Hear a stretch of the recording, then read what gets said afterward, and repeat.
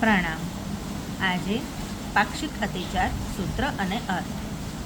નાણમે દંસણમ્મી જ્ઞાનને વિશે દર્શનને વિશે, ચરણમ્મી તવમ્મી તહય વીર્યમ્મી, ચારિત્રને વિશે તપને વિશે તથા વીર્યને વિશે.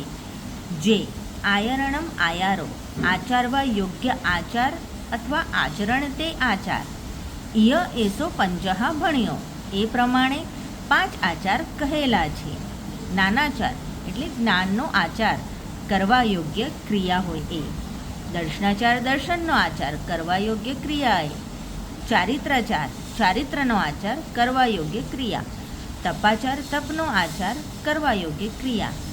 અને વીર્યાચાર વીર્યનો આચાર કરવા યોગ્ય ક્રિયા. એ પંચવિધ આચારમાંહી અને રોજે કોઈ અતિચાર પક્ષ દિવસમાંહી સૂક્ષ્મ આદર જાણતા અજાણતા હોવો હોય તે સવી હું મન વચન કાયા કરી મિચ્છામિ દુક્કડમ.